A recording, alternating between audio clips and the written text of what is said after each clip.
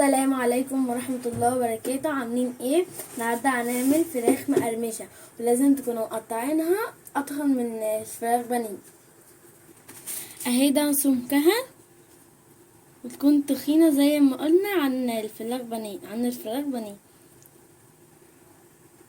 وحطينا عليها ملح وفلفل اسمر، وحطينا عليها بابريكا وتوم باودر وبصل باودر، وحطينا كركم وكاري ومعلقه زبادي. وكل المقادير دي تحطوا منها حبه صغيرين بس، وهنسيبها في التلاجة، والافضل تبات في التلاجة علشان تشرب من التتبيله بتاعتها.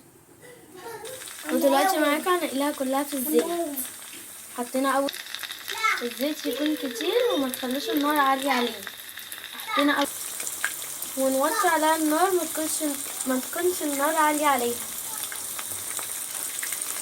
علشان ما بتتحمرش من بره، تكون نية من جوه. لازم تصبري ان شاء الله مش هتبقى نية، عشان هي قعدت في التتبيلة يوم. يعني بعد ما الفراخ بتاعتنا اتعملت، ويا رب تعجبكم.